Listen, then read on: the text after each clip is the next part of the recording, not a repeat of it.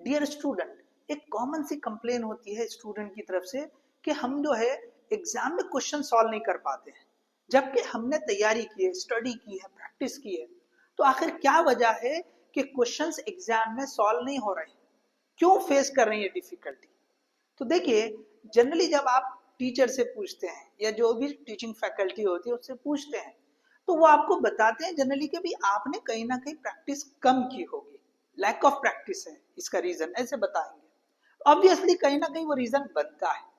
Okay, तो देखिए, होता क्या है कि भाई आपसे अगर फैकल्टी बोले कि भाई आपने प्रैक्टिस कम की होगी, तो कई सारे स्टूडेंट बोलते हैं नहीं सर, हमने तो प्रैक्टिस की है। अब देखिए, ये जो प्रॉब्लम है, ये जो स्टडी कर रहे हैं उनके साथ की बात कर रहे हैं। जिसने स्टडी नहीं की, जिसकी स्टडी में ही कमी है, ऑलरेडी पूरा पढ़ाई नहीं की, तो उनके लिए तो प्रॉब्लम है ही है कि उनसे क्वेश्चन सॉल्व नहीं होने वाले। यहाँ पे हम बात उन स्टूडेंट्स की कर रहे हैं जिन्होंने पढ़ाई अच्छे से की है, पढ़ाई की है, इसके बावजूद जो है उनसे क्वेश्चन सॉल्व नहीं हो रहे। तो अब इसकी वजह जैसे मैंने बताया कि बहुत सारे टीचर्स बताते हैं कि यहाँ वो जो है लैक ऑफ प्रैक्टिस होगी। तो बिल्कुल सही हो सकता है, क्यों नहीं, क्योंकि भाई आपको अगर आपने बोला कि हमने सर 2 बार 3 बार सॉल्व किया, तो हो सकता 2 या 3 बार आपने जो सॉल्व किया है वो आपके लिए सफिशिएंट ना हो, और भी सॉल्व करने की जरूरत हो सकती थी। किसी को 2 बार में प्रैक्टिस हो जाती है ज्यादा, किसी को 4 बार करने में हो सकती है। तो ये कहीं ना कहीं थोड़ा सा जो है फैक्टर इफेक्ट कर सकता है। अब दूसरा जो फैक्टर है वो है कि भाई रिवीजन।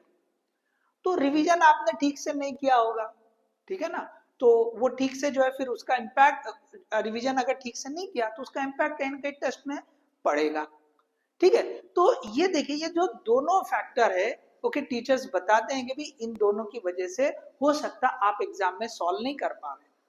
अब अगर कोई स्टूडेंट ये है कि ठीक नहीं सर, हमने तो रिवीजन किया था, ओके, एग्जाम से पहले हमने पूरा रिवाइज किया था हमने, और हमने जो है प्रैक्टिस भी की थी, लेकिन जब हमने क्वेश्चंस को एग्जाम में देखते हैं तो हमसे वो सॉल्व नहीं हो पाए। तो अब देखिए, हम इसके रूट कॉज पे जा रहे हैं। Okay, root cause, okay, directly अगर देखा जाए तो हमको ये दो रीजन समझ में आते हैं, लेकिन इनडायरेक्टली जो एक्चुअल रूट कॉज है उस पे जा रहे हैं। देखो, रिवीजन करने के तरीके को थोड़ा सा इम्प्रूव करना पड़ेगा।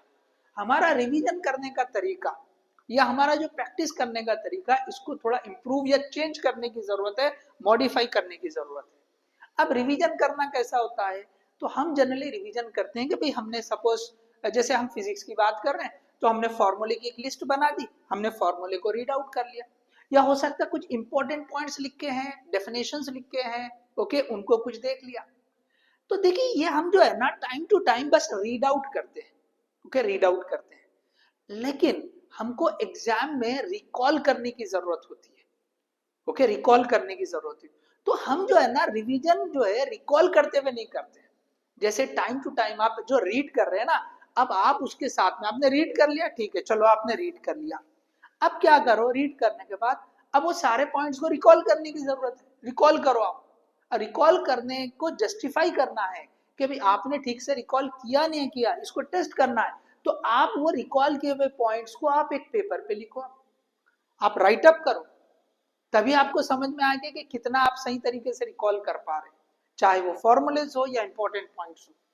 तो आप टाइम टू टाइम ये रिवीजन जो है ना आप रिकॉल भी करें, रिकॉल वाला भी जो है उसमें ऐड करें, सिर्फ रीड कर ले नहीं, रीड तो करेंगे आप, और यही करते आते हैं। रिवीजन में मेन हम किस पे कॉन्सेंट्रेट करते हैं? So we are concentrating on reading, हम इसके ऊपर ज्यादा कॉन्सेंट्रेट करते ही नहीं।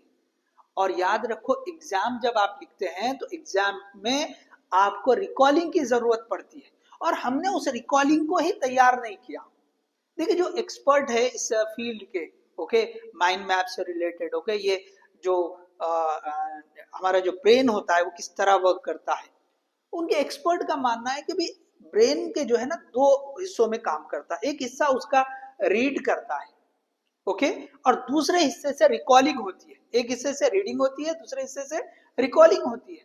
तो हम रीडिंग वाला तो कर ले रहे हैं, लेकिन हम रिकॉलिंग वाला जो पोर्शन है, ओके, रिकॉलिंग वाला हमारा जो ब्रेन का हिस्सा है, हम उसको एक्टिवेट ही नहीं करते। ओके, और एग्जाम में होता क्या है कि हमको रिकॉलिंग यूज होती है, तो हमारा जो रिकॉलिंग वाला हिस्सा है ब्रेन का वो यूज होने वाला है, जिसको हमने ठीक से प्रिपेयर ही नहीं किया। उसको प्रिपेयर कैसे करेंगे? तो ये जो रिवीजन है उसको रिकॉल करते हुए प्रिपेयर करेंगे हम 8 दिन में, 15 दिन में। ओके, जब भी आप रिवीजन करते हैं ना तो साथ में ये रिकॉलिंग वाला रिवीजन भी करें कि भाई हम रिकॉल करें, हमने जो पढ़ा है ना उसको रिकॉल करें।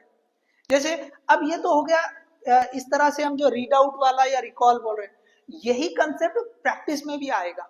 आपने सपोज क्वेश्चन की प्रैक्टिस कर रहे हैं, अब उसमें होता क्या है कि क्वेश्चन सॉल्व कर रहे हैं, आप थोड़ा सा ट्राई करते हैं, नहीं आया तो आप पीछे सॉल्यूशन को देखेंगे, सॉल्यूशन में आपको डायरेक्टली फॉर्मूला या जहां पर भी अटक रहे हैं तो वो चीज नजर आ जाएगी और आप उसको आगे बढ़ जाएंगे। अब देखिए ये आपने सिर्फ जो है देखा और सॉल्व कर लिया, उसको रिकॉल करना जरूरी है। कैसे?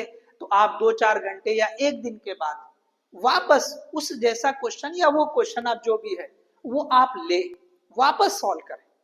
अब आप रिकॉल करें, अब आपको देखना नहीं है, रीड तो कर लिया आपने, एक दिन पहले रीड करके सॉल्व कर लिया था, अब आप रिकॉल करके सॉल्व कर दें।